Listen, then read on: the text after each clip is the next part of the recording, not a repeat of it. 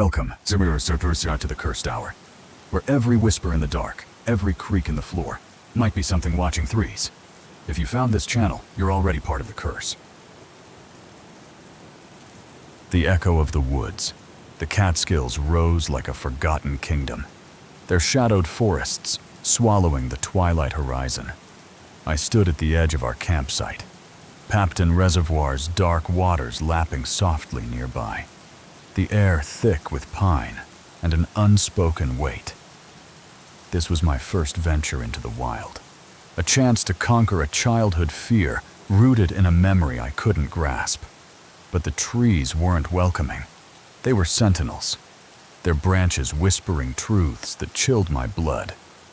Something was out there, and it had been waiting for me, patient and silent, since I was a child.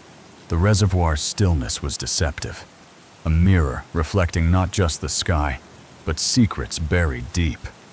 I'd come here to escape, to rewrite a part of my life stolen by fear. But the woods had other plans. I was way beyond stoked for the prospect of going on my first ever camping trip. Rachel's invitation had been a lifeline, a chance to break free from the concrete cage of city life. When I was just 3 years old, some of my dad's old college friends asked if he wanted to join them for a few hours of barbecuing up in one of New York's state parks. I'd tagged along, a curious toddler, but I'd wandered off, unnoticed. Then, when Dad and his friends realized that I'd wandered off, they went into a total panic. They found me, terrified. But the incident left scars, not on me, but on my mother.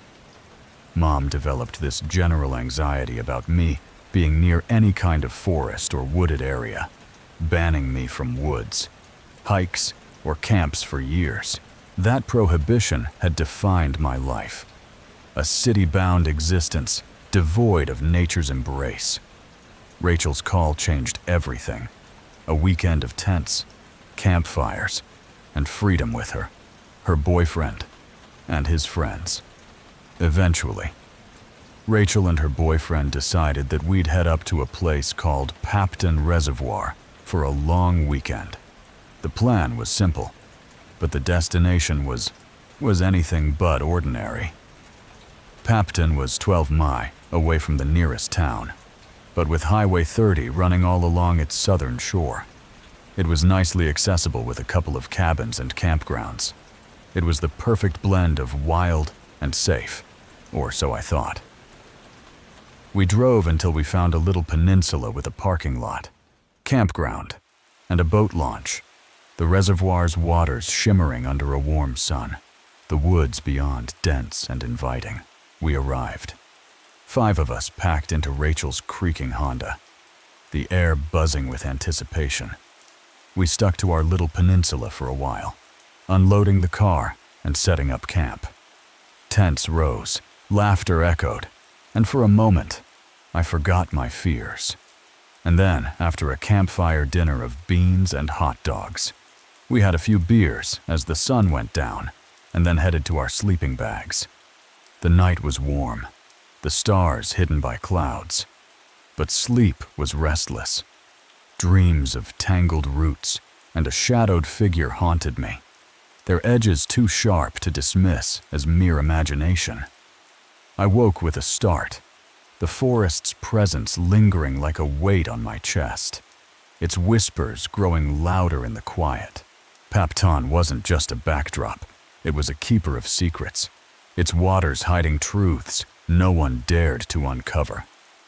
Locals spoke of hikers who vanished in the 1990s, their gear found scattered, but their bodies gone.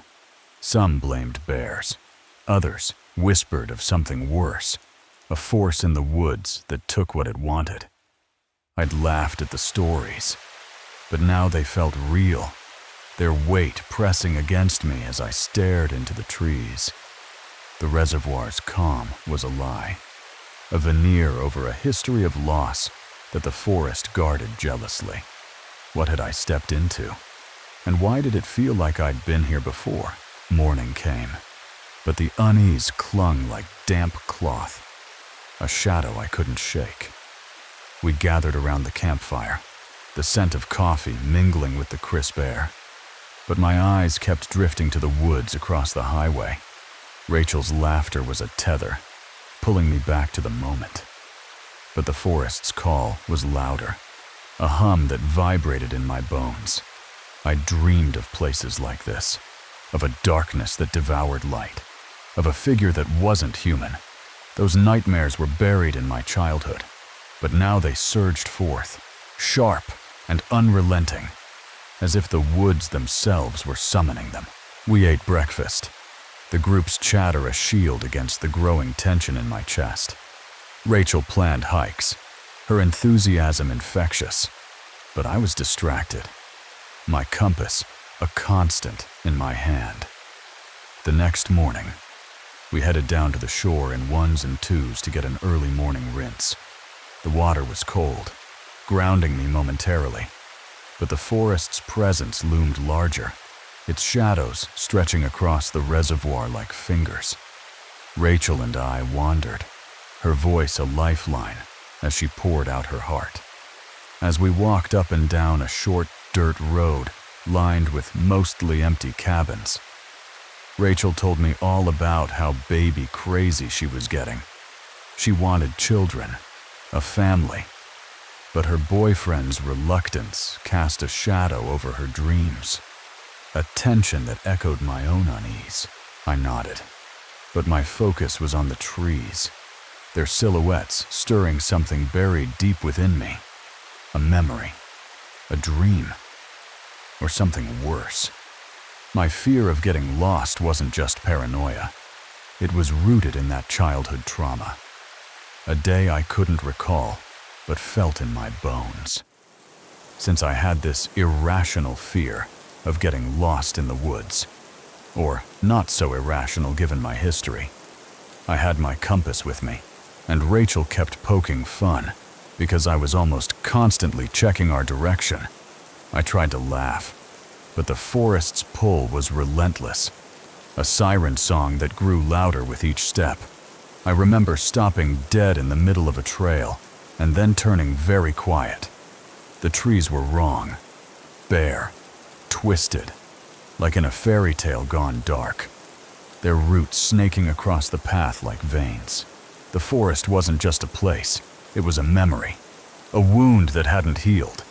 Around the time I started middle school, I started having these reoccurring nightmares. They'd come nightly, a dark forest leading to a stone house, its interior a void that swallowed light. I've been walking through the woods like dark fairy tale woods, all these twisted roots and branches with no leaves, and then I come across a small stone house. A creature appeared, skin like bark, hair like fire, blood staining its jagged teeth. It was a creature with skin like tree bark and hair like flames. It smiled, a predator's grin that froze my blood, before vanishing into the dark. Then, as it staggered towards the little stone house, it would always smile at me before walking into the darkness inside. Those nightmares had haunted me for years, waking me in cold sweats, my sheets tangled like the roots in my dreams. I filled her in on the whole woodland activities ban that Mom had imposed when I was a kid. Rachel's teasing softened into concern, but I couldn't shake the feeling that the forest was speaking to me, its voice a low hum in my chest. As we turned back towards camp, that weird feeling in the pit of my stomach seemed to unknot itself. I told myself it was just nerves, my imagination running wild after years of being kept from the woods. But the truth was clawing its way to the surface, a memory or a vision I couldn't yet name.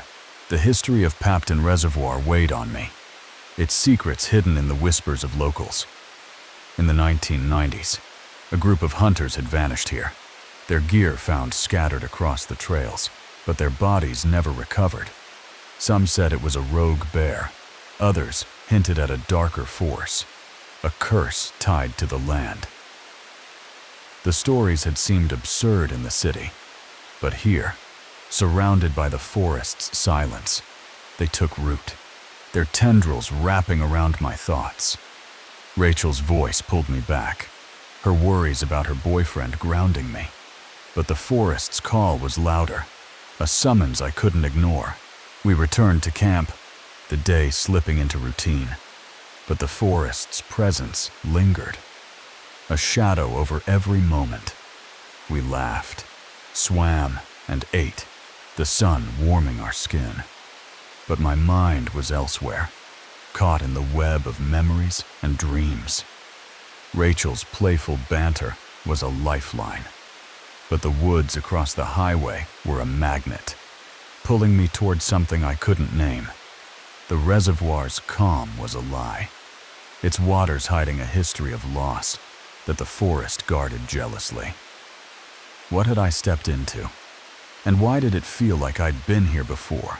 The group's energy was infectious, their chatter a shield against the growing tension in my chest. We lounged by the shore, the reservoir's waters sparkling. But my eyes kept drifting to the trees, their silhouettes a puzzle I couldn't solve. So we had lunch, lounged around on the shore for a couple of hours soaking up the sun, and then went for a swim to work on an appetite for dinner. The water was refreshing, but it couldn't wash away the unease, the sense that the forest was watching, waiting for me to step closer. That night, Rachel's teasing about my déjà vu sparked strange conversations, past lives, visions, things I had always dismissed as nonsense. Then later, while sitting around the campfire, Rachel started playfully joking about my little déjà vu experience on our morning hike. The alcohol loosened my skepticism, and I wondered if there was truth in the group's wild theories. The forest's pull grew stronger, a call I couldn't ignore, its whispers weaving through the crackle of the fire. The stories of Papton's past came back to me. Hikers lost, cabins abandoned, a tragedy that left scars on the community. In the 1990s, a group of hunters had vanished near the reservoir, their disappearance a mystery that lingered in the town's collective memory. Some blamed wildlife, others spoke of a curse, a force in the woods that claimed those who strayed too far. I'd laughed at the tales, but now they felt real, their weight pressing against me as the firelight danced. The next day, we planned a longer hike, the group's enthusiasm a contrast to my growing dread. We then had ourselves some breakfast while we decided what to do with our Saturday, then agreed to head out into the woods on an extended hike. The trails were gentle, the banter a comfort, but the woods watched, their silence heavy with intent. We packed ourselves some lunch in the form of some crackers, jerky, and granola bars. The forest was alive, its roots pulsing beneath the earth, its branches reaching like fingers. I checked my compass obsessively, its needle a tether to reality. But the sense of familiarity grew stronger, a memory or a dream I couldn't place, needing a moment alone. I wandered off, seeking privacy in the dense trees. I was a little shy about being outside around others, so much so that I ended up putting at least 50 or 60 yards between me and the group before I felt comfortable enough to drop my shorts. As I stood, the treetops caught my eye, their shapes eerily familiar, like a painting I'd seen in a nightmare. I looked one way, then the other, and that's when I noticed something about the treetops in the near distance, and how oddly familiar they seemed. The déjà vu was suffocating, a tidal wave crashing over me. Then, the longer I looked, the more that skin-crawling feeling of déjà vu came slowly creeping back. I knew I should stay with the group, that chasing this feeling was reckless, but I couldn't stop myself. So, I walked towards the oddly familiar treetops, the trunks of which were hidden behind a low rise. The forest seemed to hold its breath, its silence a warning I ignored. The trail narrowed, the trees closing in, their branches forming a canopy that dimmed the sun. My heart pounded, each step a descent into a past I didn't understand. The stories of the lost hunters echoed in my mind, their gear found scattered, but their bodies gone. A mystery that haunted the town. Was I walking toward answers, or toward the same fate? The compass in my hand felt useless, its needle spinning wildly, as if the forest itself was twisting reality. What I found stopped my heart, a sight that tore through the veil of my nightmares. The forest parted, revealing a structure that shouldn't exist, a relic of a memory I'd buried deep. It stood like a tomb, its concrete walls weathered by time, its entrance a maw of darkness that swallowed light. This wasn't just a place, it was a wound in the earth, a keeper of secrets that had haunted me since childhood. The woods had led me here, and now they demanded I face what I'd forgotten. The structure was small, barely taller than me, but its presence was overwhelming. It was a small concrete structure, maybe shoulder height, and just a few feet wide, with a slanted concrete roof in the shape of an inverted V. It wasn't the stone house from my dreams, but it was close enough to shake me to my core. The entrance was fairly small, but it was deep enough to shroud the furthest point in a haze of darkness. I'd seen it before, not in life, but in those endless nights of terror. I'd seen it before. It didn't look exactly the same as I remembered, but I had seen it before, hundreds of times. In fact, fear warred with a relentless curiosity, pulling me closer despite every instinct screaming to run. Curiosity drew me further and further towards that structure until finally I was just a few feet away from its entrance. I crouched, peering into the darkness, my breath shallow, my heart a drumbeat in my chest. So deep I couldn't see all the way in without crouching down and sort of peering inside to let my eyes adjust to the dark. Something lay inside, hidden beneath layers of decay. A secret the forest had guarded for years. Then, when I did, I could see the shape of something covered up by layers of dead leaves and small branches. My hand trembled as I reached in, brushing away the leaves, each movement a violation of the structure's silence. And so I leaned in further and brushed away some of the foliage covering the shape and saw a boot. It was ancient, crumbling under my touch, a relic of a life long ended. It looked old, like it had been there for years, maybe even decades.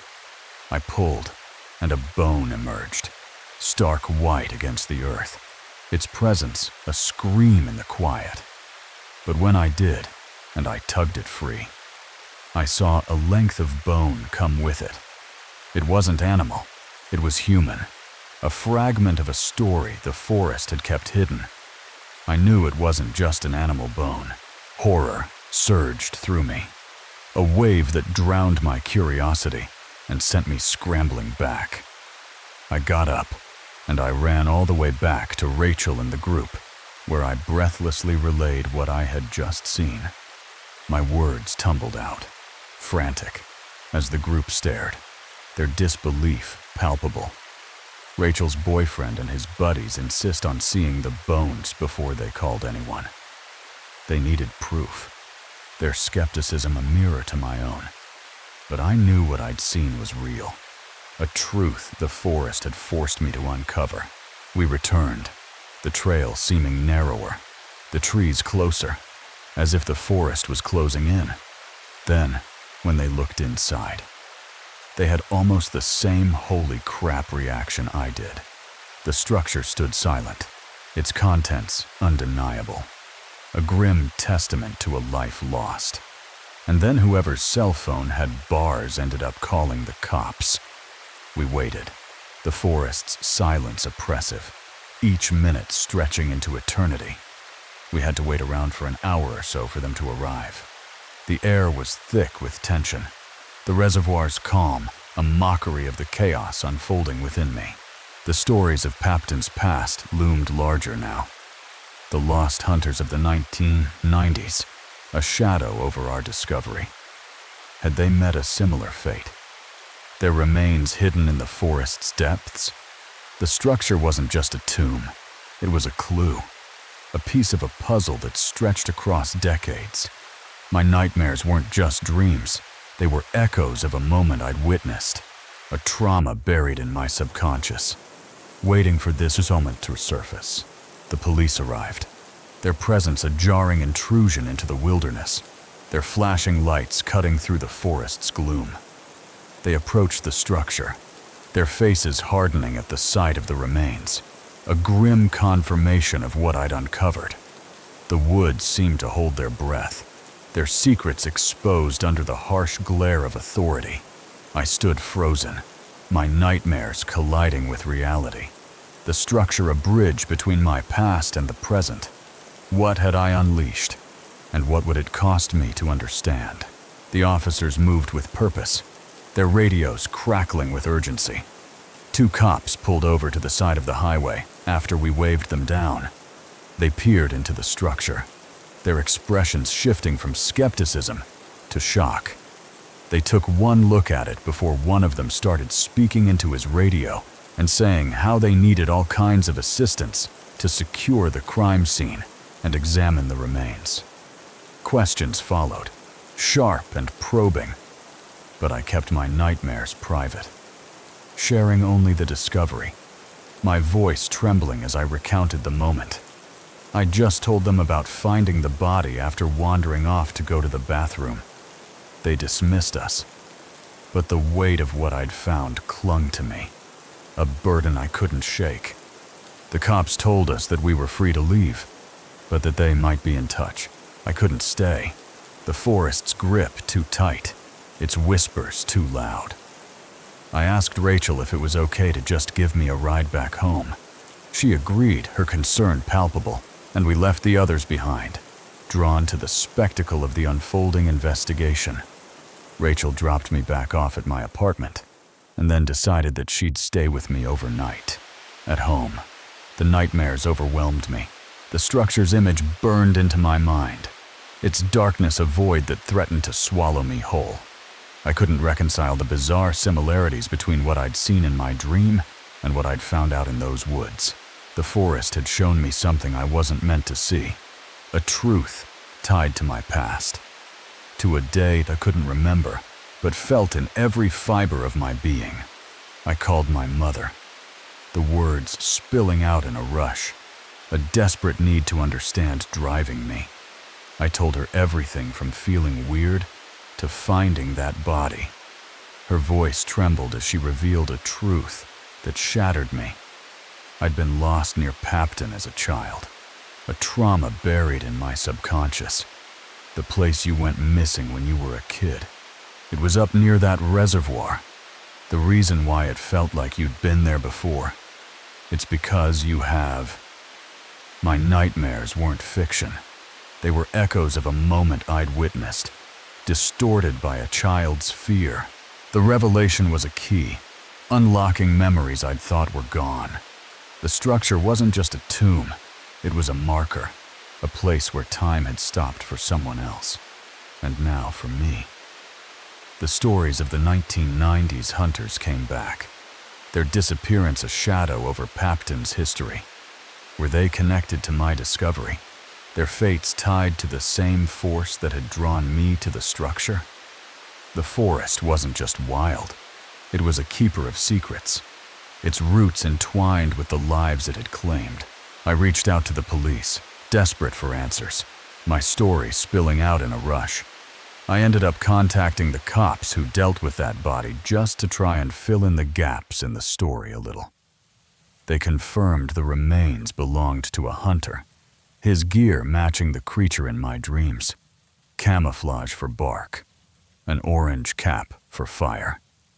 The cops said that they figured the guy was some hunter because there were scraps of camouflage clothing still clinging to that skeleton's leg bones. He'd died in an accident, seeking shelter in the structure to escape a fate in the open. Both me and the cops figured that following some kind of severe hunting accident, the guy realized that he was dying and probably wasn't going to make it. He crawled into that half-built transformer housing and then just laid down and died in the hopes that someone would end up finding him. The cause of death remained a mystery, a secret they guarded tightly, their silence a wall I couldn't breach, the only thing the cops wouldn't talk to me about, and not because they didn't know it themselves, was what exactly caused the wound which killed the hunter. My story didn't solve the case, but it gave me closure, a tether to a past I'd lost. The only good thing that came of it for me personally was the clarity and closure I got from talking to the police. The closure was fragile, a thin shield against the questions that lingered. The structure wasn't just a tomb, it was a portal, a bridge between my nightmares and a reality I'd glimpsed as a child.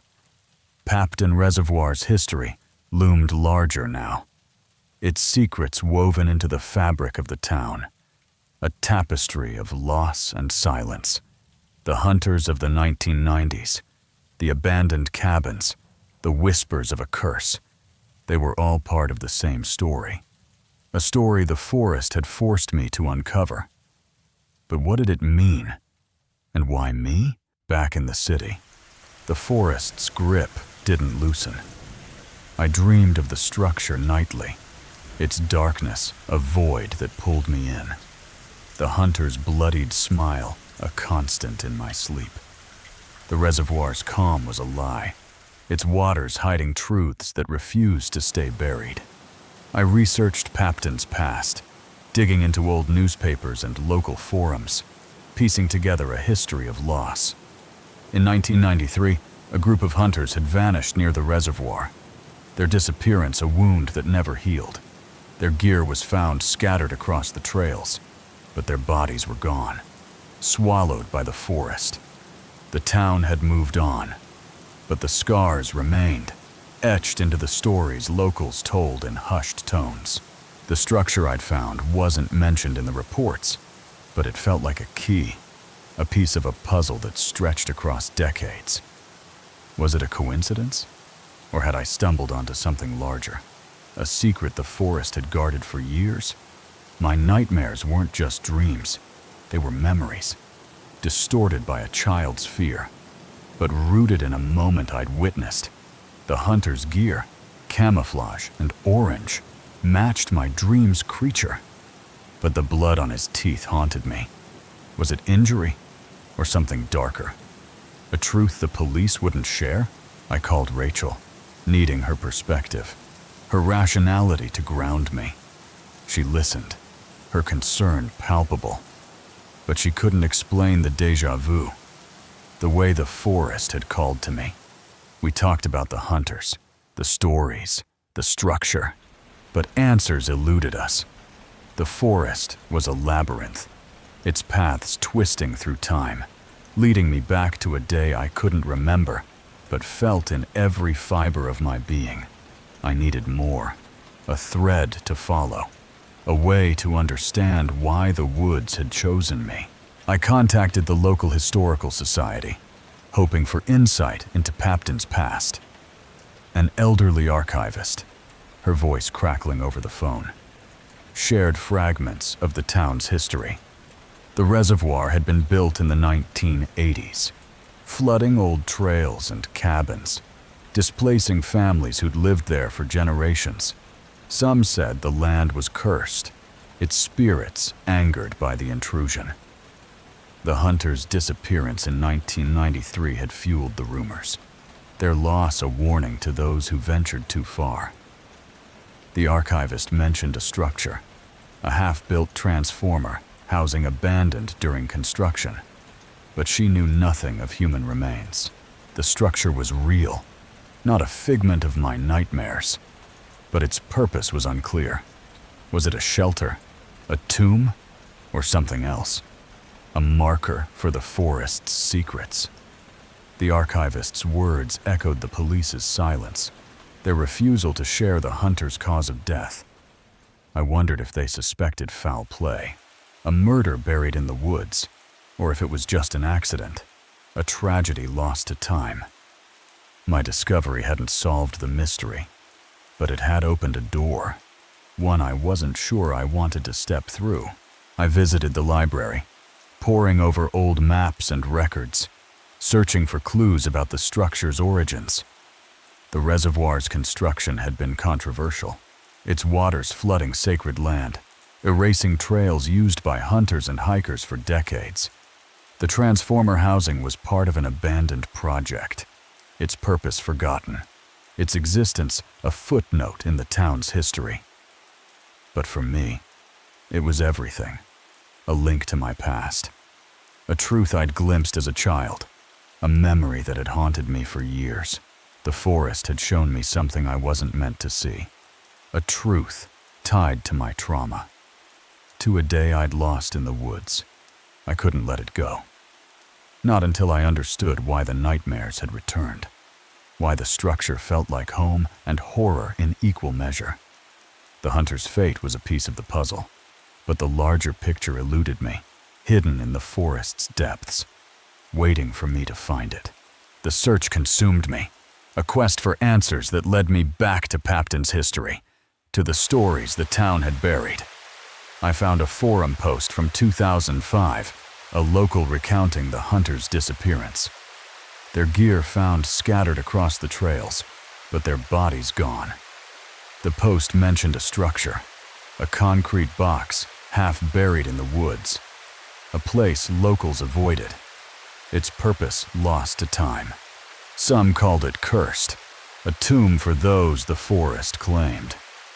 I shivered, the description matching my discovery, the structure's darkness a void that echoed my nightmares. I contacted the police again, pressing for details, but their answers were guarded. Their silence a wall I couldn't breach. They confirmed the remains were a hunter's, likely from the 1990s, but refused to share the cause of death, their secrecy fueling my suspicion. Was it an accident, or something darker? A murder hidden in the woods? The structure wasn't just a shelter, it was a marker, a place where time had stopped, a tomb for secrets the forest guarded jealously. I dreamed of the hunter nightly, his bloodied smile a constant, his eyes pleading for me to understand. The structure loomed in my sleep, its darkness a void that pulled me in, a bridge between my past and the present. I needed to know more, to unravel the mystery that had haunted me since childhood. I called my mother again, her voice a lifeline, her memories a key to the past I'd lost. She recalled the day I'd vanished, her panic, my father's guilt. But she knew nothing of a structure, only the terror of losing me. The forest had marked me, its roots entwined with my life, its secrets a burden I couldn't escape. I researched the 1990s hunters, finding fragments in old newspapers, a group of 5. Experienced men, gone without a trace. Their disappearance had shaken the town, their families left with questions, their story fading into legend. The structure wasn't mentioned, but I knew it was connected, a piece of a puzzle that stretched across decades, a truth I'd glimpsed as a child. I visited Papton's town hall, digging through records, searching for clues about the structure's origins. The reservoir's construction had been a battle, its waters flooding sacred land, erasing trails used by hunters and hikers for generations. The transformer housing was part of an abandoned project, its purpose forgotten, its existence a footnote in the town's history. But for me, it was everything, a link to my past, a truth I'd seen in my nightmares, a memory that had haunted me for years. The archivist's words echoed in my mind, her tales of a cursed land, of spirits angered by the reservoir's intrusion. The hunter's disappearance had fueled the rumors, their loss a warning to those who ventured too far. I wondered if the structure was a tomb for more than one, if the forest had claimed others. their remains hidden in its depths. My discovery had opened a door, one I wasn't sure I could close, a path that led deeper into the woods, into the heart of Papton's secrets. I called Rachel, needing her perspective, her rationality to ground me. She listened, her concern palpable, but she couldn't explain the déjà vu, the way the forest had called to me. We talked about the hunters, the structure, the stories, but answers eluded us. The forest was a labyrinth, its paths twisting through time, leading me back to a day I couldn't remember, but felt in every fiber of my being. I needed more, a thread to follow, a way to understand why the woods had chosen me. The search was relentless, a quest that consumed my days and nights, a need to unravel the mystery that had haunted me since childhood. I found a photo in an old newspaper, a grainy image of the reservoir under construction, the structure half-built, its purpose unclear. It was real, not a figment of my nightmares, but its story was hidden, buried in the forest's silence, waiting for me to uncover it. I couldn't stop, not until I understood why the structure felt like a wound, why the hunter's smile lingered in my dreams. The photo was a revelation, a tangible link to the structure that haunted me. It stood half-built in the grainy image, a concrete box in a sea of mud, its purpose lost to time. The article mentioned the reservoir's construction, a project that had divided the town, its waters flooding sacred land, erasing trails used by generations. The structure was meant to house electrical equipment, but the project was abandoned, its remains left to decay in the woods. For me, it was more, a tomb, a marker, a truth I'd glimpsed as a child. I returned to the forum, finding more posts about the hunters, their disappearance a wound that never healed. One user, anonymous, claimed the structure was cursed, a place where the forest claimed its own. They spoke of whispers in the woods, of shadows that moved against the wind, of a force that guarded Papton's secrets. I shivered, the words echoing my nightmares, the creature's bloodied smile a constant in my mind. Was it just a dream? Or had I seen something real? A moment frozen in time. I called the police again, pressing for answers. But their silence was a wall, their secrecy fueling my suspicion. They knew more than they shared, their refusal to discuss the hunter's cause of death a red flag. Was it an accident, or something darker? A murder buried in the woods? The structure wasn't just a shelter, it was a clue, a piece of a puzzle that stretched across decades, a truth I'd glimpsed in my nightmares. I needed to know why it felt like home and horror in equal measure. I visited Papton's library, poring over old maps and records, searching for clues about the structure's origins. The reservoir's construction had been a battle, its waters flooding sacred land, displacing families who'd lived there for generations. The transformer housing was a relic of that time, its purpose forgotten, its existence a footnote in the town's history. But for me, it was everything, a link to my past, a truth I'd seen in my nightmares, a memory that had haunted me for years. The librarian, an older woman with kind eyes, shared stories of Papton's past, her voice low as she spoke of the hunters. They were locals, experienced men who knew the woods, their disappearance a shock that rippled through the town. Some said they'd angered the forest, others hinted at foul play, a secret buried in the woods. The structure wasn't mentioned, but I knew it was connected. A tomb for one, perhaps for more.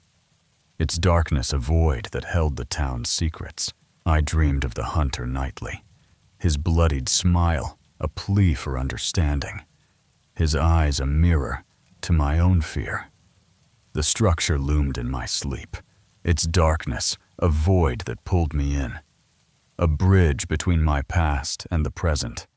I needed to know more, to unravel the mystery that had haunted me since childhood.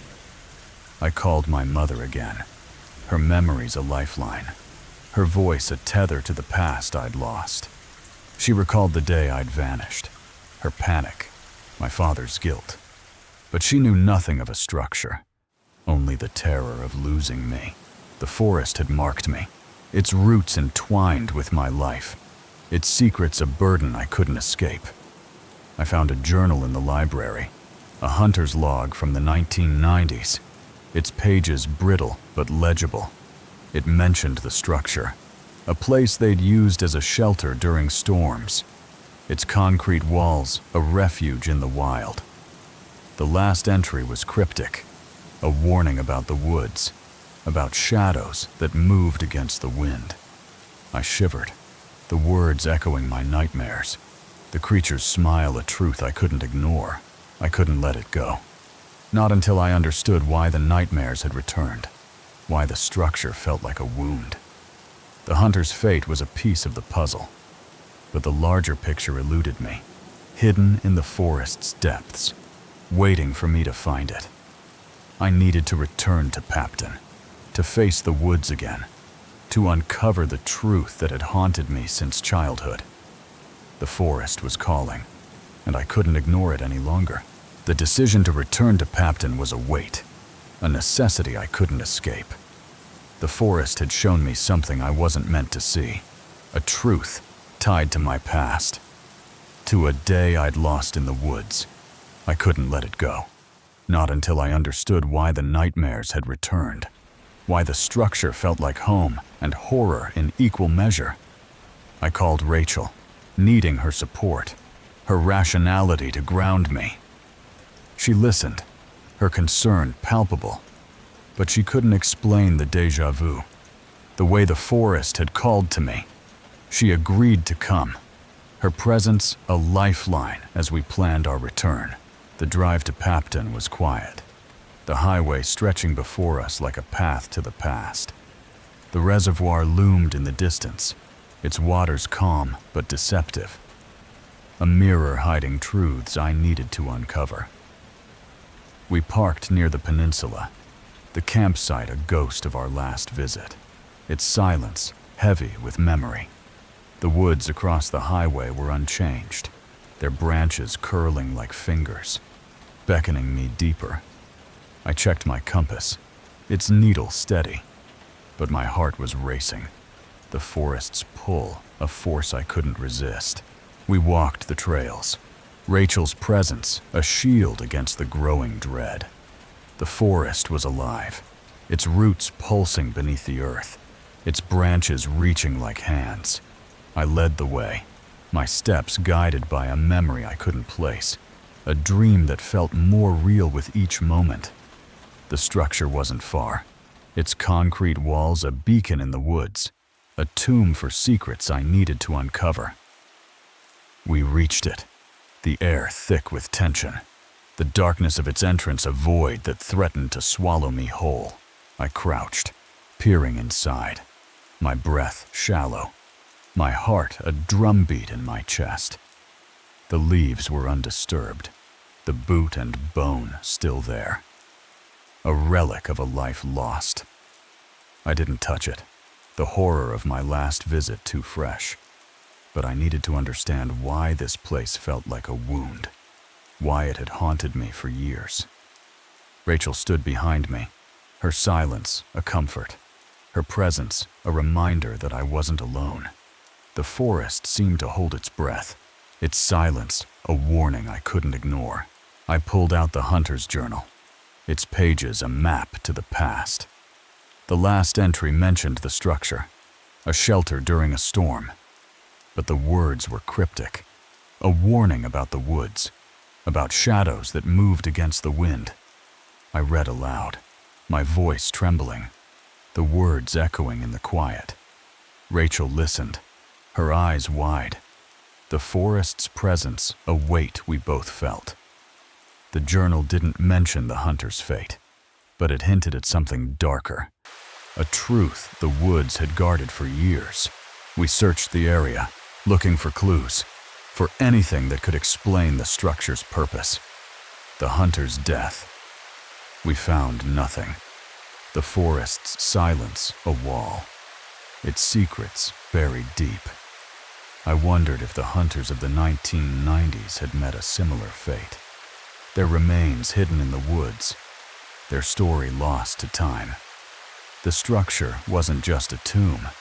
It was a marker, a place where time had stopped, a truth I'd glimpsed as a child. I called the police again, sharing the journal, but their answers were guarded, their silence a frustration I couldn't breach. They confirmed the remains were from the 1990s, likely one of the lost hunters, but refused to share the cause of death. I suspected foul play, a murder buried in the woods but without proof. My theories were just whispers, like the stories locals told. The structure was real, not a figment of my nightmares, but its story was hidden, buried in the forest's silence, waiting for me to uncover it. The forest had marked me, its roots entwined with my life, its secrets a burden I couldn't escape. I needed to know more, to unravel the mystery that had haunted me since childhood. The hunter's fate was a piece of the puzzle, but the larger picture eluded me, hidden in the forest's depths.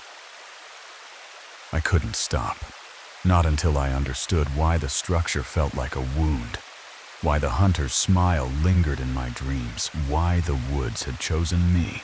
The return to Papton was a reckoning, a confrontation with the past I couldn't ignore. The forest had shown me something I wasn't meant to see, a truth tied to my childhood, to a day I'd lost in the woods. I couldn't let it go, not until I understood why the nightmares had returned, why the structure felt like a wound. Rachel's presence was a lifeline, her rationality a shield against the forest's pull.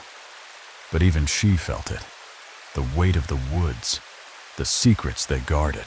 We camped near the peninsula, the reservoir's waters calm but deceptive, a mirror hiding truths I needed to uncover. The woods across the highway were unchanged, their branches curling like fingers, beckoning me deeper. I checked my compass, its needle steady, but my heart was racing. The forest's call, a force I couldn't resist. We walked the trails, my steps guided by a memory I couldn't place, a dream that felt more real with each moment. The structure wasn't far, its concrete walls a beacon in the woods, a tomb for secrets I needed to uncover. We reached it, the air thick with tension, the darkness of its entrance a void that threatened to swallow me whole. I crouched, peering inside, my breath shallow, my heart a drumbeat in my chest. The leaves were undisturbed, the boot and bones still there, a relic of a life lost. I didn't touch it, the horror of my last visit too fresh, but I needed to understand why this place felt like a wound, why it had haunted me for years. Rachel stood behind me, her silence a comfort, her presence a reminder that I wasn't alone. I pulled out the hunter's journal, its pages a map to the past. The last entry mentioned the structure, a shelter during a storm. But the words were cryptic, a warning about the woods, about shadows that moved against the wind. I read aloud, my voice trembling, the words echoing in the quiet. Rachel listened, her eyes wide, the forest's presence a weight we both felt. The journal didn't mention the hunter's fate, but it hinted at something darker, a truth the woods had guarded for years. We searched the area, looking for clues, for anything that could explain the structure's purpose. The hunter's death, we found nothing. The forest's silence, a wall, its secrets buried deep. I wondered if the hunters of the 1990s had met a similar fate. Their remains hidden in the woods, their story lost to time. The structure wasn't just a tomb, it was a marker, a place where time had stopped, a truth I'd glimpsed as a child. I visited the Historical Society, meeting the archivist who'd shared Papton's past. She spoke of the reservoir's construction, its waters flooding sacred land, angering spirits that guarded the woods. The hunters' disappearance had fueled the rumors, their loss a warning to those who ventured too far. The structure wasn't mentioned, but she knew of it, a place locals avoided, its purpose lost to time. Her words echoed my nightmares, the creature's smile a truth I couldn't ignore. I dreamed of the hunter nightly, his bloodied smile a plea for understanding, his eyes a mirror to my own fear. The structure loomed in my sleep, its darkness a void that pulled me in, a bridge between my past and the present. I needed to know more, to unravel the mystery that had haunted me since childhood. I called my mother again, her memories a lifeline, her voice a tether to the past I'd lost. She recalled the day I'd vanished, her panic, my father's guilt. But she knew nothing of a structure, only the terror of losing me. The forest had marked me, its roots entwined with my life, its secrets a burden I couldn't escape. I found a photo in an old newspaper, a grainy image of the reservoir under construction, the structure half-built, its purpose unclear. It was real, not a figment of my nightmares, but its story was hidden, buried in the forest's silence, waiting for me to uncover it. I couldn't stop, not until I understood why the structure felt like a wound, why the hunter's smile lingered in my dreams, why the woods had chosen me. I returned to the forum, finding more posts about the hunters, their disappearance a wound that never healed. One user, anonymous, claimed the structure was cursed, a place where the forest claimed its own. They spoke of whispers in the woods, of shadows that moved against the wind, of a force that guarded Papton's secrets. I shivered, the words echoing my nightmares, the creature's smile a truth I couldn't ignore.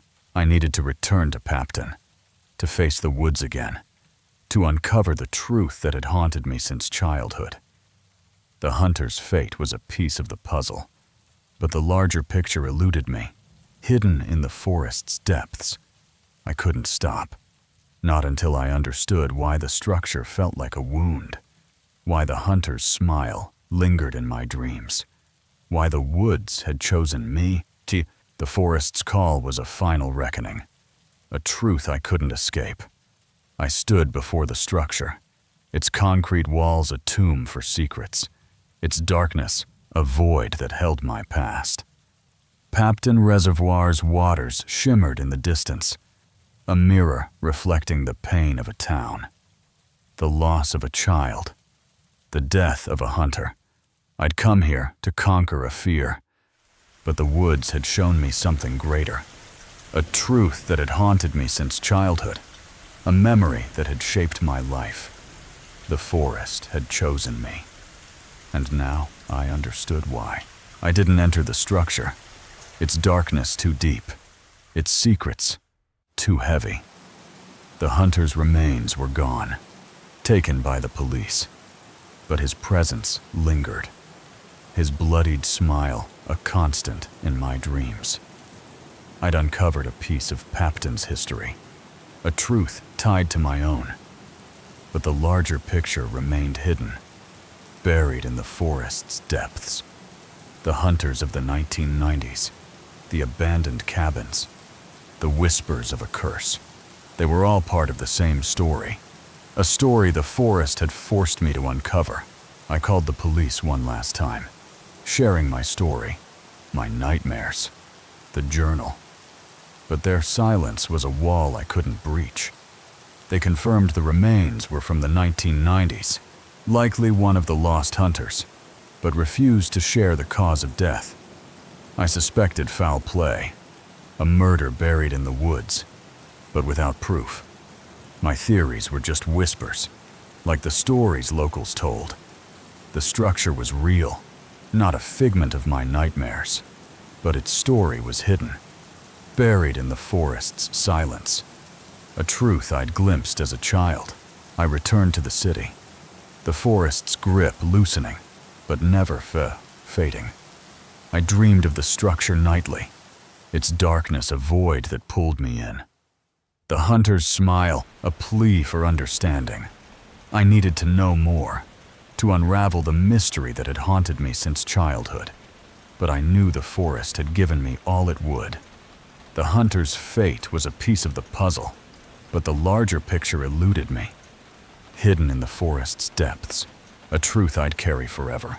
I called my mother, her voice a lifeline, her memories a tether to the past I'd lost. She recalled the day I'd vanished, her panic, my father's guilt. But she knew nothing of a structure, only the terror of losing me. The forest had marked me, its roots entwined with my life, its secrets a burden I couldn't escape. I found closure in my discovery, a truth that had haunted me since childhood. But the forest's call lingered, a whisper in the quiet of my dreams. I didn't return to Papton, but its secrets stayed with me, woven into my life, a tapestry of loss and memory. The structure was a tomb, a marker, a truth I'd glimpsed as a child, a memory that had shaped me. The hunter's fate was a piece of the puzzle, but the larger picture eluded me, hidden in the forest's depths. I hoped he'd found peace. His remains a testament to a life lost, a story the forest had guarded for years. I found a photo in an old newspaper, a grainy image of the reservoir under construction, the structure half built, its purpose unclear. It was real, not a figment of my nightmares, but its story was hidden, buried in the forest's silence, a truth I'd carry forever. The forest had shown me something I wasn't meant to see, a truth tied to my past, to a day I'd lost in the woods. I couldn't let it go, but I knew I had to, for my own peace, for the hunter's rest. The woods still call to me, in dreams and quiet moments, their whispers a reminder of what I found, what I lost. Papton's secrets are buried deep, but I uncovered one, a truth that changed me. I hope the hunter rests in peace, but the forest's silence lingers, a promise and a threat, a memory I'll carry forever. The fire and the masks. The forest promised freedom, a sanctuary of towering trees and endless sky. We drove up early Saturday morning, excited to hit the trails. Me, my boyfriend Andy, and our friends Steve and Kathy were ready for a week away from the grind. The forest was gorgeous with these huge trees and all kinds of birds tripping away. But beneath the beauty, something waited, something that didn't want us there. The air was warm, the trails inviting, yet a chill crept up my spine, a whisper of danger I couldn't yet name. We hiked for a few hours, not on some hardcore trail, just a nice and easy one. The day was perfect, filled with laughter and snapshots. By the afternoon, we were ready to set up camp. And that's when we stumbled onto this spot that looked like a disused campground, or maybe even a trailer park. It was kind of run down, like nobody had been there in forever. The clearing felt too quiet, the fire pits too forgotten, like the forest was hiding a secret. We ignored it, thrilled by our find, unaware it would become our nightmare. That first night was so much fun at first. We got a campfire going, and the smell of wood burning just made everything feel cozy. But the night turned traitor. I woke to a choking smell, my eyes burning. I looked out the tent flap, and my God, there were flames everywhere. It wasn't just a little campfire gone wrong. It was this huge roaring wall of orange and red. The forest was ablaze, a monster of fire closing in. My heart raced, panic clawing at my chest as the world turned to chaos. My heart started pounding so hard that I thought it would bust out of my chest. I screamed and shook Andy awake, yelling, "Fire!" He bolts up, sees it, and his face goes pale. We could feel the heat already seeping into the tent, and the smoke was stinging our eyes. And we had to move. And we had to move fast. The flames were a wall, cutting off escape. We scrambled out barefoot, half panicked, and ran to Steve and Kathy's tent. Every second felt like a countdown to death. The fire's roar, a scream in our ears. The only way out was this patch of woods behind us that wasn't burning yet. We ran, the forest a blur of shadows and fear.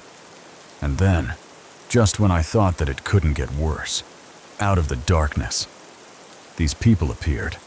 They materialized like ghosts, their faces hidden behind cloth masks with painted, twisted expressions. They seemed to be wearing masks that looked like they were made of cloth, only with the weird painted faces and rings around the eye holes. Weapons gleamed in their hands, bats, belts, a chain. There were maybe 5 or 6 of them, and they moved at us so fast that we couldn't really do anything. They weren't here to help. They were hunting us. So, I've been wanting to get this off my chest for a while now, and I figured your channel might be the place to do it. It's the story of how me and my boyfriend Andy, along with our friends Steve and Kathy, decided to go hiking in Ocala National Forest up in northern Florida. It was supposed to be a fun week, you know, just getting out in nature away from work and all of that. But it turned into the scariest thing I've ever been through. The drive up was filled with excitement. The 4 of us laughing in the car, ready to leave the world behind. The weather was perfect. Too sunny, warm, but not too hot. At one point with a deer just sort of standing there, staring at us, and Steve even tried to snap a picture, but it bolted before he could. But the forest felt alive, welcoming, its beauty almost overwhelming.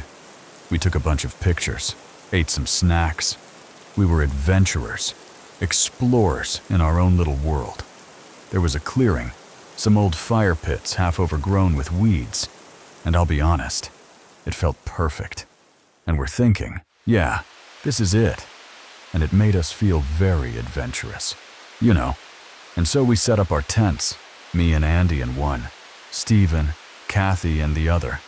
And then we gathered some firewood and got ourselves settled in. But the forest was watching, and it had plans we couldn't imagine. We brought some beers. Nothing too crazy, just enough to relax. Kathy and I hooked up my little portable speaker to my phone, and we played some music. We even danced around the fire a bit, probably looking like total dorks. But we didn't care. It was one of those nights where you feel like nothing can go wrong, like you're in your own little bubble, away from the rest of the world. We stayed up pretty late telling stories and joking around, and until we finally got tired and crawled into our tents, I fell asleep fast, all happy and warm next to Andy, thinking it was the best weekend ever. And then everything went to hell. I don't even know what time it was, but I woke up suddenly, and then I smelled it. Smoke, but lots of it. Way more than just a campfire. My eyes popped open. The air was thick, choking. I could hear it, too. This loud crackling and popping like the whole world was burning up around us. I was yelling their names, slapping the fabric, and Andy was shouting, "Get up! We gotta go now!" They stumbled out, looking confused and sleepy. But when they saw the flames, they freaked out, too. And we looked around, and it was bad.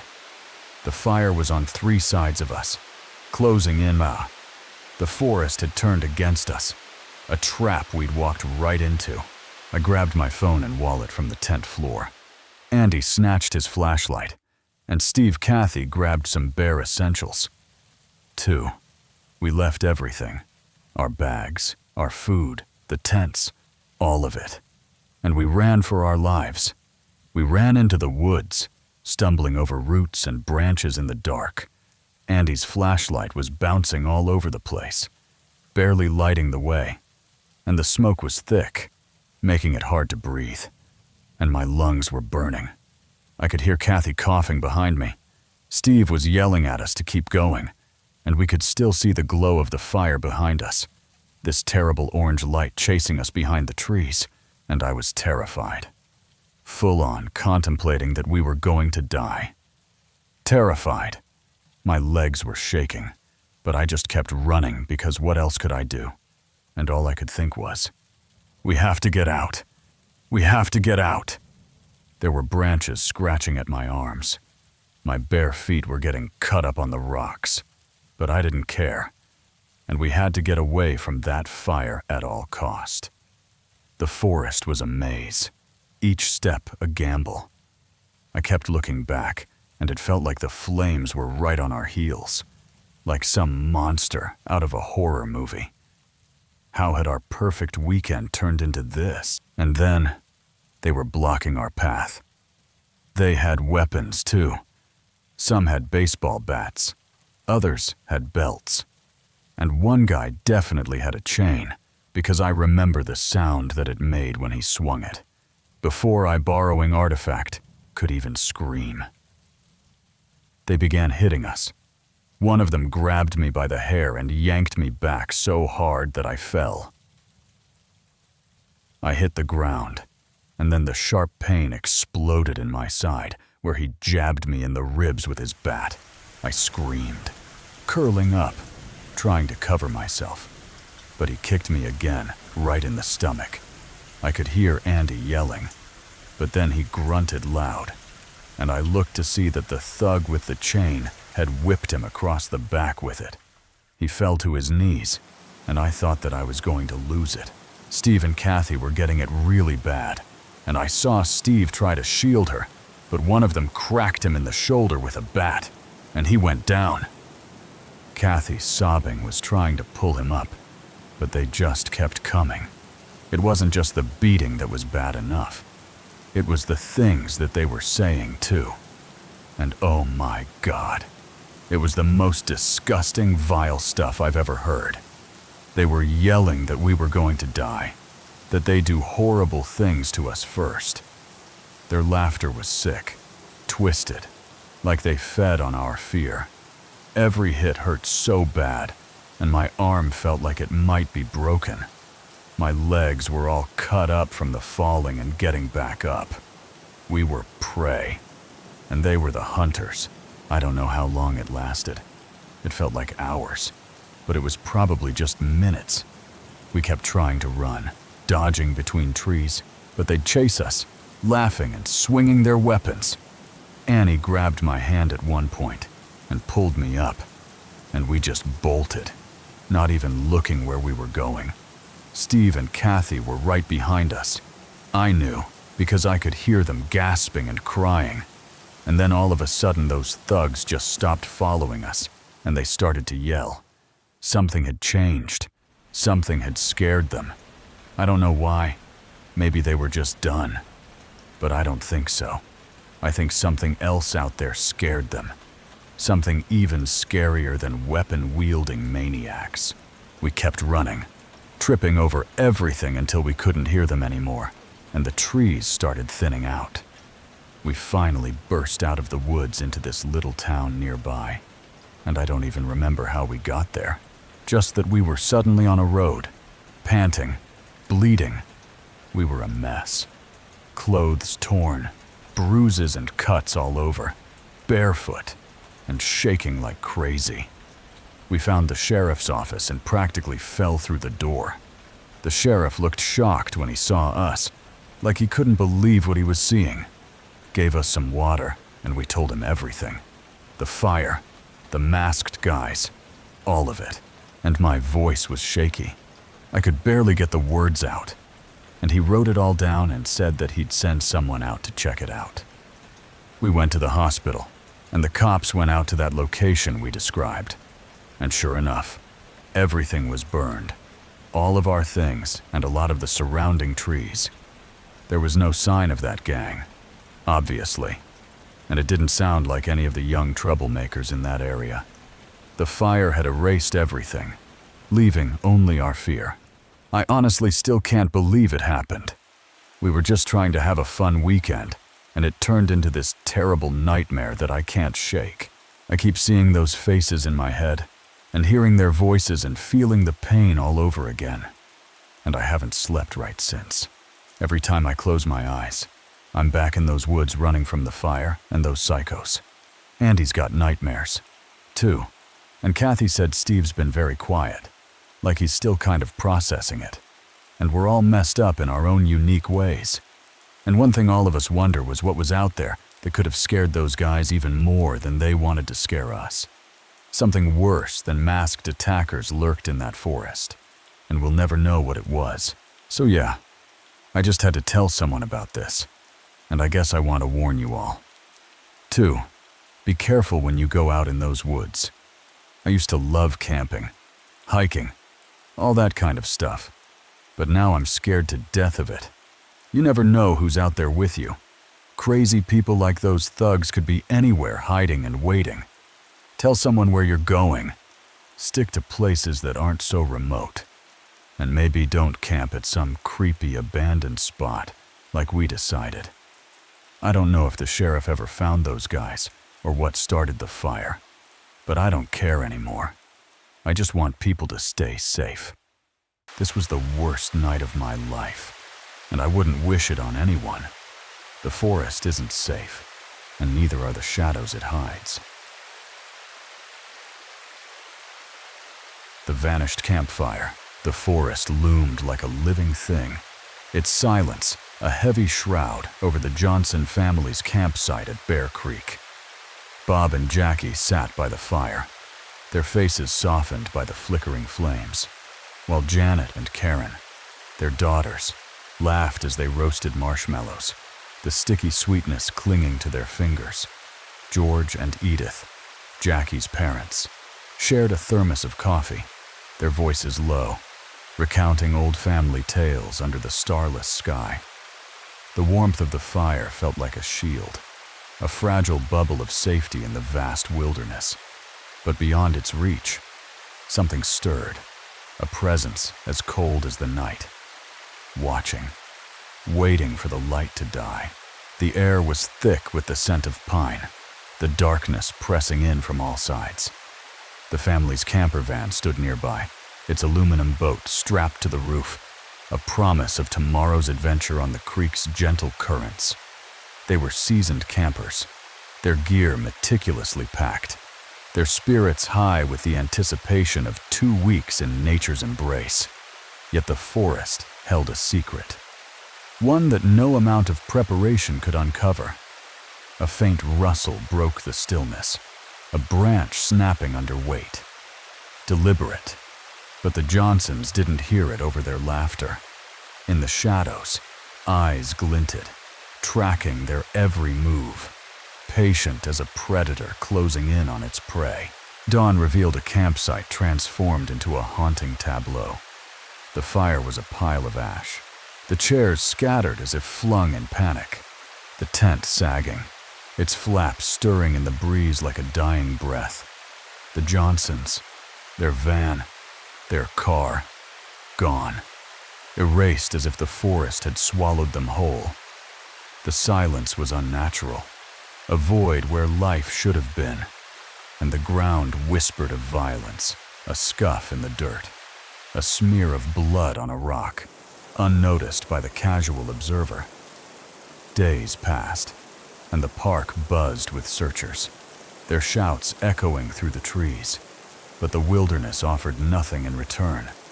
The family had vanished, and the forest stood as their silent captor, guarding a truth too dark to imagine. In the nearby town of West Bank, unease spread like wildfire. Bob, a man of unwavering reliability, hadn't returned to his job at Gorman Brothers Lumber.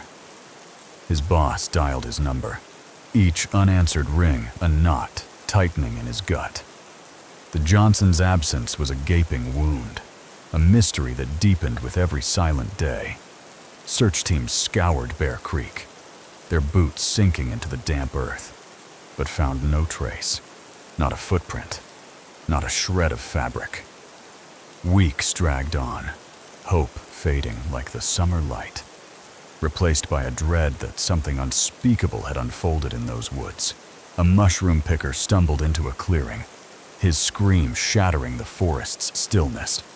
A burned-out car squatted there, its frame twisted by fire, the air heavy with the stench of gasoline. Inside, a pile of charred bones gleamed in the dim light, a grim testament to a fate too horrific to fathom. The discovery was a knife to the heart, a confirmation of the worst fears. Police descended, their faces etched with horror, as the forest watched, indifferent to their grief. The Johnsons were dead. But the questions burned hotter than the flames. Who had done this? And what darkness drove them to such an act? On August 2nd of 1982, the Johnson family traveled from their home in the rural Canadian community of Westbank to the Wells Gray Provincial Park in British Columbia. The group consisted of Bob and Jackie Johnson, both in their 40s, along with their two daughters, 13-year-old Janet and 11-year-old Karen. Accompanying them were Jackie's parents, George and Edith Bentley, who joined them for a 2-week camping vacation at a place called Bear Creek, near the site of an old derelict penitentiary. They were ready for the wild, intent on paddling up and down the nearby creek. The family of experienced campers brought along a small boat along with a camper van packed with food, water, and medical supplies. The Johnsons were ready for just about anything, and it seemed like 2 weeks of wholesome woodland fun awaited them. Yet, unbeknownst to all, they were doomed to befall a tragedy of horrifying proportions. Bob's absence from work sparked concern. 2 weeks later, on the morning of August 16th, employees at Gorman Brothers Lumber noticed one of their fellow workers had failed to clock in. 44-year-old Bob Johnson wasn't the kind of guy to pull a no-show. But since his boss had been informed of his recent camping trip to Wells Gray, he granted Johnson a few days' grace to account for extenuating circumstances. The silence grew ominous. The next day, he tried giving Bob a call, but got no response. He tried again the next day, but once again, his call went unanswered. The search was exhaustive, teams fanning out across the park's endless trails. Search and rescue teams began scouring the area surrounding Bear Creek, the Johnsons' family's last known location. Yet to their confusion, neither the Johnsons nor their vehicles were anywhere to be found. The forest was a labyrinth, its secrets buried deep beneath the canopy. Every path led to nothing, every shout unanswered, as if the wilderness itself was complicit in their disappearance. What followed were 4 weeks of fruitless searching and bitter frustration, until finally, on September 13th of 1982, a mushroom picker stumbled across a burned-out car in a woodland clearing not far from a steep logging road. The car was a charred husk, its bones a silent scream. This logging road was over 13 miles away from the location of the Johnsons' camp. Yet, the wreckage bore an eerie resemblance to the car that the family had traveled to the park in. Following an examination of the burned vehicle's interior, officers found a pile of charred bones in the back seat. Tests confirmed the nightmare. The charred skeletons, which had been unceremoniously shoved into the car, doused an accelerant, and set alight, belonged to the missing Johnson family. Police turned to the locals, desperate for any lead. In their subsequent investigation, police began interviewing local residents, one of whom claimed to have spotted the Johnsons camping much further away from Bear Creek than had originally been expected. A new search revealed clues, beer caps, bullet casings. After pinpointing the location of the second campsite, a search was organized, and it didn't take long to find some beer caps of the brand known to be drunk by Bob Johnson, along with 6 spent .22 caliber bullet casings. The camper remained elusive. However, the Johnsons' 1981 Ford camper, not to mention the remainder of their possessions, were still nowhere to be found. The investigation faltered, leads evaporating into the forest's depths. For months, the investigation into the Johnson family's deaths failed to progress. A televised reenactment stirred no breakthroughs. In April of the following year, a television reenactment of the killings were filmed at the site of the murders, which was then broadcast across Canada. Police hoped the reenactment would yield fruitful leads, but despite being flooded with calls and tips, there were no breaks in the case. A replica camper was driven across the country, but sightings were dead ends. Police also went so far to create a replica of the family's Ford camper down to the very finest detail, including the aluminum boat, which had been strapped to its roof. Months later, a breakthrough. The camper, burned and hidden deep in the woods. Eventually, on October 18th of 1983, and a total of 14 months following the Johnson family's murders, their camper van was finally discovered by 2 forestry workers near Trophy Mountain. Gasoline had fueled its destruction. Forensic investigators determined that, much like their car, some kind of accelerant had been used in the torching of the camper van. Most likely gasoline, mixed with some other variety of flammable liquid. Its location was telling.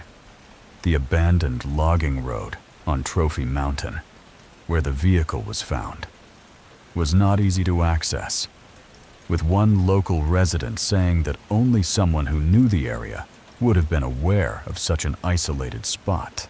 A suspect emerged, David Shearing, a local with a shadowed past. After speaking with an unnamed member of a small rural community surrounding Wells Gray, police learned that, around the same time as the murders, a man named David Shearing had asked them how to repair a hole in the door of a car, as well as how to re-register one.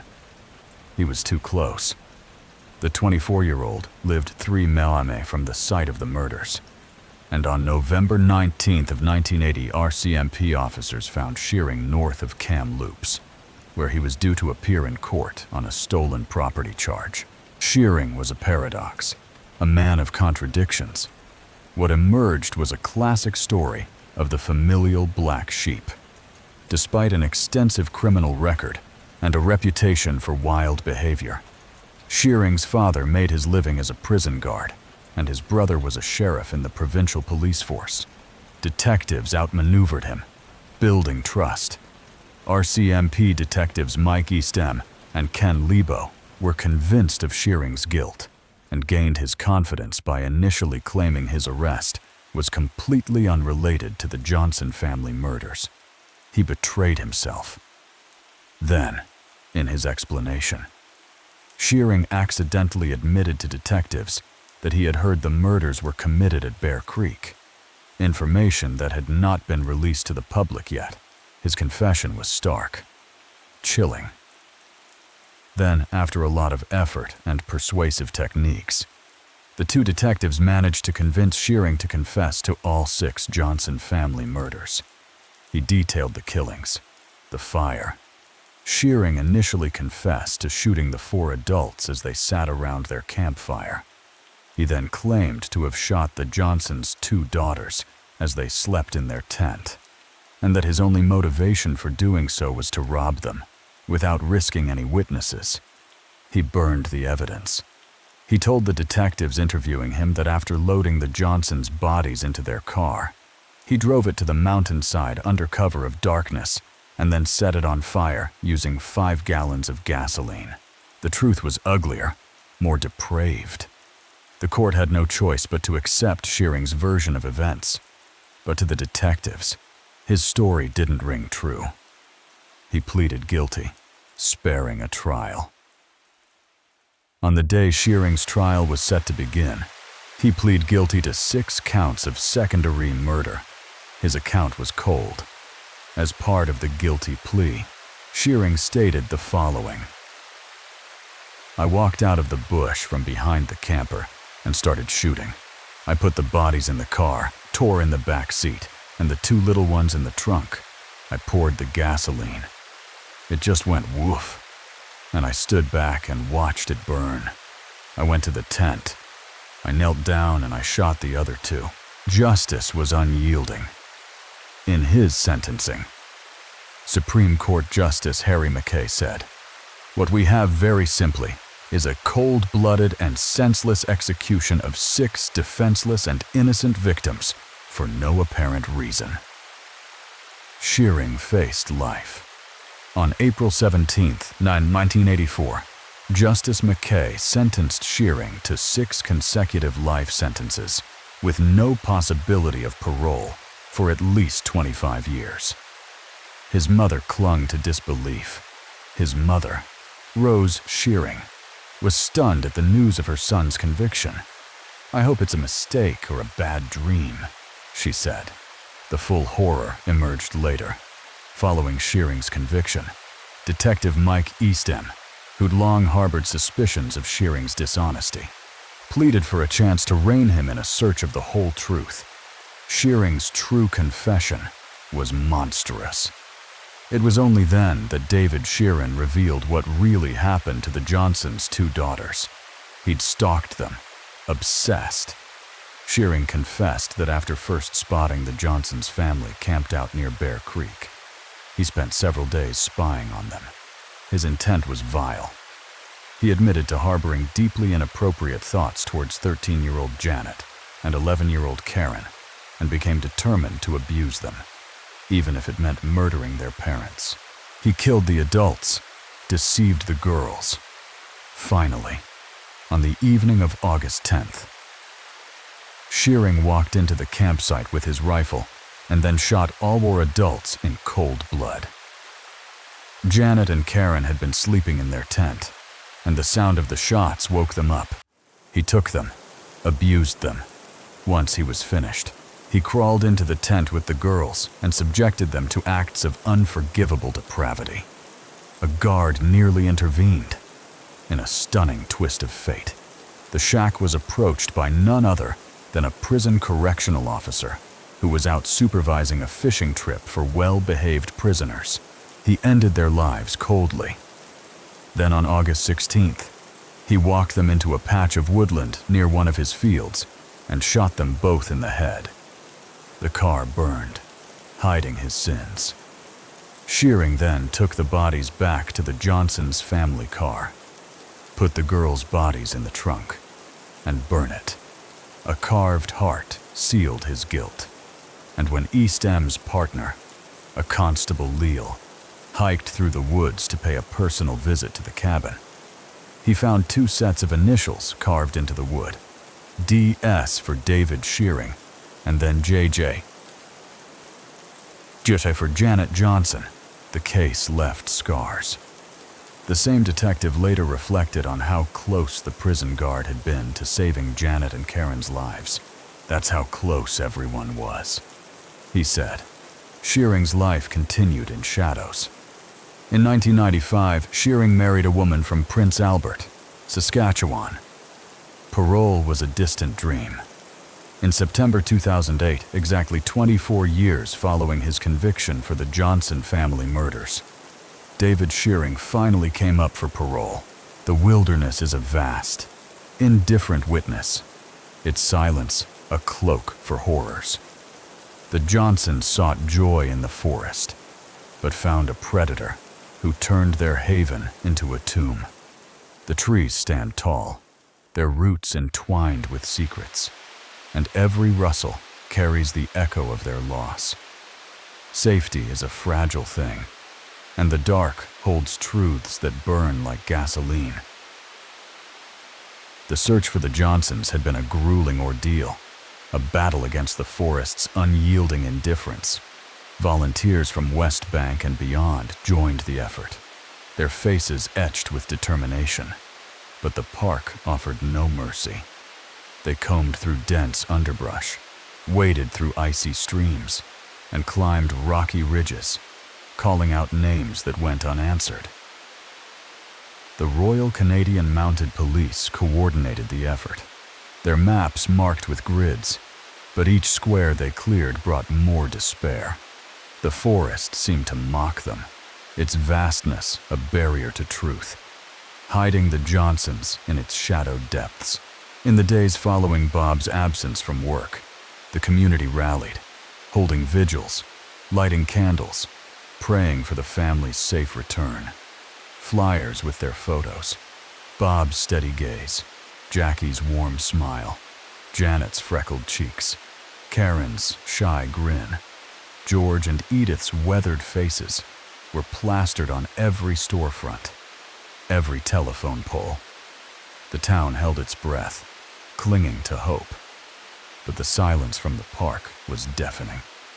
Rumors swirled: a bear attack, a lost trail, a tragic accident.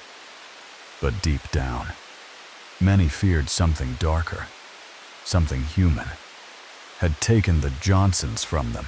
The discovery of the burned car was a turning point, a moment that shifted the search from rescue to recovery. The mushroom picker who found it, a quiet man named Harold, had been gathering chanterelles when he stumbled into the clearing. His scream drew a flock of crows, their caws echoing as he ran for help, his hands trembling as he dialed the police. The scene was a nightmare. The car, a blackened shell, the air thick with the stench of burned metal and flesh. The RCMP officers who arrived wore masks, their movements slow, deliberate, as they bagged the remains. Each fragment a piece of the family they'd failed to save. The investigation that followed was a labyrinth of dead ends and false hopes. The locals around Wells Gray were tight-knit, wary of outsiders, but the police pressed on, knocking on doors, asking questions that stirred unease. One man, a grizzled hunter named Tom, mentioned seeing the Johnsons at a campsite further from Bear Creek, a detail that shifted the search's focus. The new site was remote, accessible only by a narrow trail, and the clues found there, beer caps, bullet casings, were a grim hint of violence.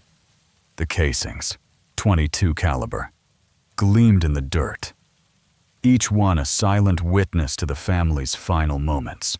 The absence of the camper van gnawed at the investigators. The Johnsons' 1981 Ford camper, a sturdy vehicle painted cream and brown, was their home on wheels, packed with their belongings. Its disappearance suggested a calculated effort to erase evidence, a sign that the killer was methodical, perhaps familiar with the area. The police combed the park's back roads, their eyes scanning for tire tracks, for any glimpse of the van's distinctive shape. But the forest held tight, its secrets buried beneath layers of pine needles and moss, mocking their every step. The televised reenactment was a desperate bid for answers, a dramatization of the murders filmed on location at the second campsite. Actors played the Johnsons, their laughter turning to screams as an unseen figure emerged from the trees, a rifle in hand. The broadcast aired across Canada, a plea for anyone with information to come forward. Calls flooded in, sightings, theories, confessions, but none panned out. The tips were a mix of hope and heartbreak, each one a reminder of how little they knew. The replica camper was another gamble, a painstaking recreation of the Johnsons' van, down to the aluminum boat on its roof. The police drove it from British Columbia to Quebec, hoping its presence would jog someone's memory, a gas station clerk, a passerby, anyone who might have seen it in the days after the murders. The journey was long, the van a rolling memorial, but the sightings it generated were false. A cruel parade of mistaken identities. The effort yielded nothing but frustration. Another dead end in a case that seemed cursed. The discovery of the camper van, 14 months after the murders, was a bitter victory. 2 forestry workers found it near Trophy Mountain, its frame charred, its interior gutted by fire. The location was remote, a hidden logging road known only to those who lived nearby, a clue that the killer was local. The van had been doused in gasoline, the fire so intense it melted the aluminum boat's frame. The scene was a mirror of the car's fate, a deliberate attempt to erase the Johnsons' existence from the earth. The investigation shifted focus, zeroing in on the community around Wells Gray. The police returned to their door-to-door canvassing, their questions sharper, their patience thinner. They spoke to hunters, loggers, farmers, anyone who might have seen something, heard something, known something. The breakthrough came quietly.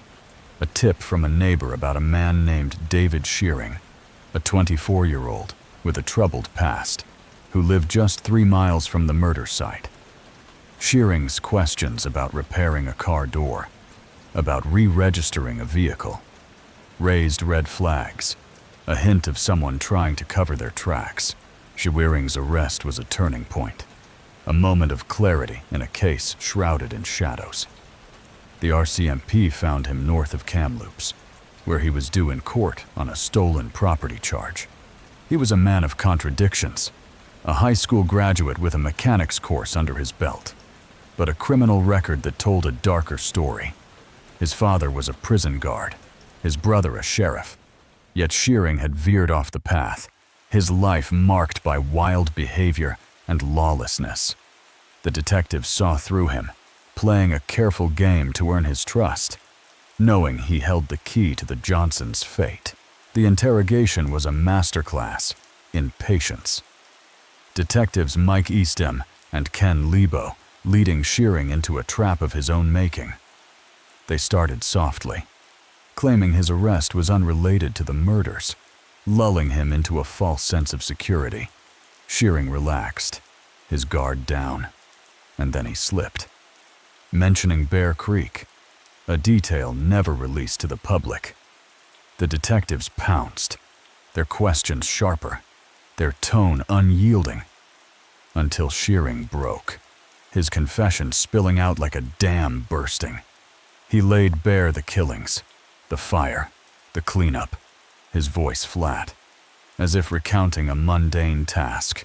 But the confession was only half the truth, a sanitized version of a horror too grotesque to fathom. Shearing claimed it was a robbery gone wrong, a simple act of greed. But the detectives knew better. He pleaded guilty, avoiding a trial, his words a cold recitation of the murders. The court accepted his plea, but the detectives pressed on, knowing the full story was still hidden, buried beneath his lies. The sentencing was a moment of reckoning, the courtroom heavy with the weight of the Johnsons' loss. Justice Harry McKay's words were a condemnation, a reflection of a nation's horror at the senseless slaughter.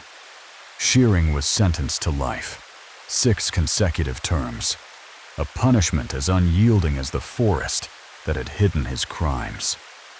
His mother's denial was a heartbreaking echo of a family torn apart, her hope a fragile thing in the face of such darkness. The case seemed closed, but the detectives knew there was more, a truth Shearing had yet to reveal.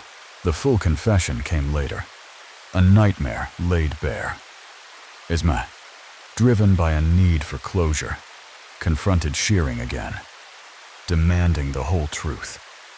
Shearing's words were a descent into depravity, a confession that turned stomachs and broke hearts. He had watched the Johnsons for days, his obsession growing, his thoughts a twisted tangle of desire and violence. He admitted to targeting Janet and Karen, his intent a horror that defied comprehension, a plan that required the murder of their family.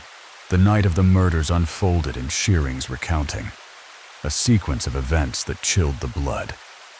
He emerged from the trees, his rifle steady, and opened fire on the adults, their laughter turning to screams. The girls woke, terrified, and Shearing lied to them, promising safety while he disposed of their parents' bodies. He took them to a shack, then his farm, his actions a litany of unforgivable acts. A prison guard's visit to the shack was a cruel twist of fate, a moment where salvation was so close, yet so far. Shearing's final act was cold, calculated. He led the girls into the woods, his voice calm as he told them to turn around, then fired, ending their lives with a brutal efficiency. He burned the car, the van, erasing his tracks, but the forest held on to its secrets, whispering them in the wind. The carved heart in the shack, DS and JJ, was a grotesque signature, a mark of his obsession that made the detective's skin crawl. The case was a scar, a reminder of how close evil could lurk, how fragile safety could be. Shearing's later years were marked by denial and defiance. His marriage to a woman who believed in his redemption was a bitter irony. Her faith a stark contrast to the horror he'd inflicted. Parole hearings came and went, each one a battle between justice and mercy. But Shearing remained caged, his violent fantasies a shadow that lingered. The Johnson story became a cautionary tale, a warning etched into the collective memory of a community forever changed. The forest still stands, its silence a testament to the darkness it once harbored, a place where joy turned to ash. The investigation had been a journey into the heart of darkness, a test of endurance for those who sought the truth. The RCMP officers who worked the case carried the weight of the Johnsons' loss, their dreams haunted by the charred bones, the carved heart, the girls' terrified faces. They had fought the forest's silence, the killer's lies, and their own despair, driven by a need to honor the family they couldn't save. The community of West Bank mourned, their vigils a flickering light in the shadow of such tragedy. The Johnsons' laughter, their love, their lives, stolen by a man who saw them as prey, a man whose darkness the forest could not contain. The wilderness is a place of beauty and terror, its vastness a mirror for the best and worst of humanity. The Johnsons sought solace in its embrace, but found a predator who turned their refuge into a grave. The trees stand tall, their roots deep, their branches whispering of secrets that will never fully be told. Every campfire in those woods now carries a shadow, a reminder that the dark holds truths that burn hotter than any flame. Thank you for listening till the end. Tomorrow, if you hear a knock at 3 a.m. tonight, don't answer it. Maybe the next story is coming. Symbiotes for you. See you the same in your next nightmare.